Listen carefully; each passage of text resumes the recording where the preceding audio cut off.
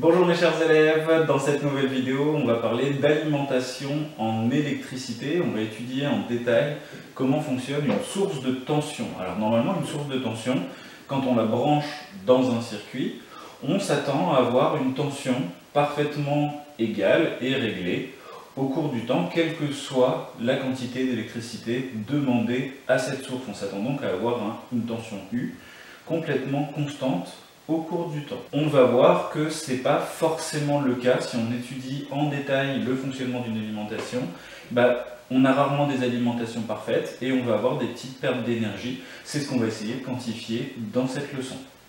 Alors avant de commencer, le formalisme de l'électricité. C'est quoi le formalisme? C'est tous les codes dont on a besoin pour comprendre un schéma électrique. Le générateur va être représenté de la façon suivante. On a le fil qu'il traverse et il est représenté par un cercle avec plus et moins pour indiquer bornes positives et négatives.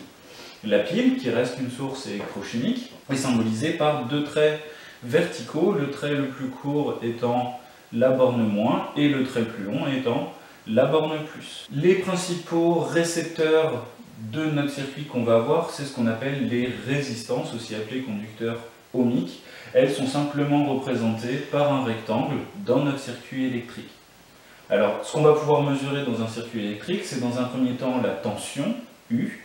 Sur un schéma, on note par une flèche au-dessus ou au-dessous de notre composant. Le courant, quant à lui, sera marqué directement sur le fil à l'aide d'une petite flèche dans le sens du courant. Je rappelle que le courant va toujours du plus vers le moins. Comment on va mesurer tout ça? Les mesures, vous le savez, mais je le rappelle, la tension se mesure à l'aide d'un voltmètre et le voltmètre se met toujours en dérivation, c'est-à-dire qu'on a notre circuit qui est fait et on va venir placer le voltmètre à l'extérieur de notre circuit. Le courant, lui, est mesuré grâce à un ampèremètre et par contre on va toujours mesurer le courant en série.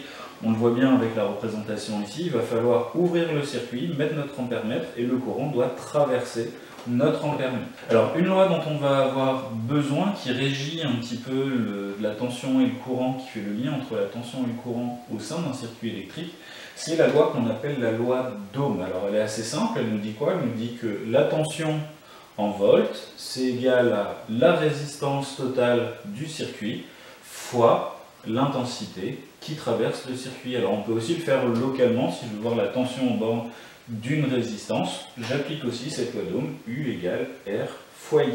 Alors, qu'est-ce qu'on voit? J'en parlais juste au début de la vidéo. On s'attend à avoir des alimentations qui ont une droite parfaitement horizontale quand je fais évoluer l'intensité du courant dans le circuit. En réalité, ce n'est pas tout à fait le cas. Et donc on s'aperçoit de quoi? Si je trace la caractéristique courant-tension d'une alimentation, on n'aura pas de droite parfaitement horizontale, mais une droite légèrement décroissante. On a donc une fonction affine et donc une équation de type y égale ax plus b. Ici on a une pente négative et donc par habitude on note pour la caractéristique de mon générateur U, c'est donc la tension en borne du générateur, c'est égal à E moins R. Alors E, c'est ce qu'on appelle la force électromotrice, c'est en fait la tension que peut délivrer mon alimentation à vide, c'est-à-dire sans délivrer de courant. Et R, c'est la résistance interne, c'est cette petite résistance-là qui va provoquer des déperditions. Alors comment on détermine E et R? Pour ça, il va falloir utiliser la méthode graphique. D'après l'équation, on voit que E correspond à l'ordonnée à l'origine, et c'est ce que je disais, c'est la tension U quand on a un courant I égal à 0 ampère. Donc en fait, le E va se lire comme ordonnée à l'origine, ici UA. Moins R, c'est le coefficient directeur de la droite, et donc moins R c'est donné par delta Y sur delta X. Ici, je prends deux points de la courbe, et ça fait donc UB moins UA divisé par IB moins IA. Et ça va me donner mon coefficient directeur. On s'attend à obtenir ici un résultat qui va être négatif, qui correspondra à moins R. Donc une fois que j'ai la caractéristique et que je connais ma force électromotrice et ma résistance interne du générateur, on va pouvoir faire une étude un peu plus poussée au niveau de l'énergie. Alors si je veux déterminer la puissance consommée par l'un des composants ou fournie par un générateur, ce sera la même formule.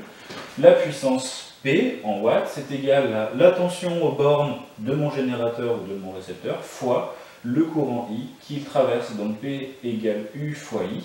U en volts, I en ampères. et P en watts. Alors on s'aperçoit de quoi? C'est que si je fais la démonstration, on sait que la puissance c'est P égale UR fois I. Et d'après la loi d'Ohm, UR c'est R fois I. Donc on sait que la puissance c'est égal à R fois I. Je remplace UR par RI. On obtient donc bien P égale RI carré comme puissance dissipée par effet Joule. Et donc une partie de l'énergie va se dissiper sous forme de chaleur. C'est l'effet Joule dont on a déjà parlé. Et donc la puissance dissipée c'est U aux bornes de la résistance fois I. Et si j'applique la loi d'Ohm pour remplacer U par RI, on s'aperçoit que la puissance dissipée c'est RI carré. Et donc vous saurez quand vous étudierez votre alimentation que tous les termes de la forme RI carré sont en fait des puissances dissipées par effet Joule. Et donc cette puissance dissipée va provoquer des pertes, des échauffements qui peuvent gravement nuire au rendement de notre alimentation. Vous avez déjà dû l'observer quand vous avez un chargeur de téléphone portable ou d'ordinateur portable.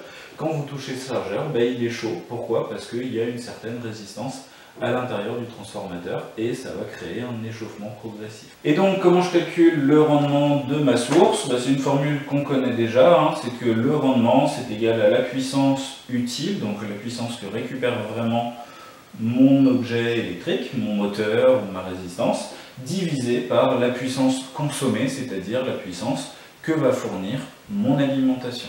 Et donc ce rendement-là, vu qu'il y a forcément des déperditions par effet Joule, sera compris entre 0 et 1, mais toujours strictement inférieur à 1.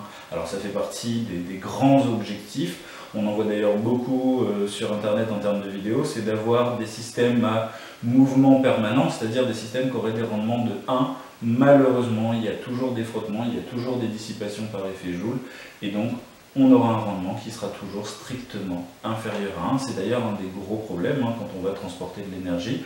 On a des déperditions dans les câbles qu'on appelle les pertes en ligne qui font qu'on va perdre de l'énergie. Et donc si je repars de ma caractéristique courant-tension, je sais que U c'est égal à E moins RI pour une alimentation. La puissance c'est égal à U fois I comme on l'a dit plus tôt. Et donc si je remplace U par E moins RI, j'arrive à ceci, et si je développe, j'obtiens P égale E fois I moins RI carré. On l'a vu avec l'effet Joule, en fait ce RI carré là c'est la puissance dissipée, c'est donc la puissance perdue. EI c'est la puissance qu'on récupère vraiment, c'est donc la puissance utile, et P c'est la puissance totale fournie par mon générateur. Donc mon rendement état sera égal à EI, la puissance utile, divisé par la puissance totale fournie. On voit bien que le petit terme en moins RI carré va créer une déperdition qui fait que mon rendement sera inférieur à 1. Tout l'objectif va être d'améliorer le rendement de ces sources et d'avoir des sources les plus stabilisées possibles, avec donc une résistance interne la plus faible possible.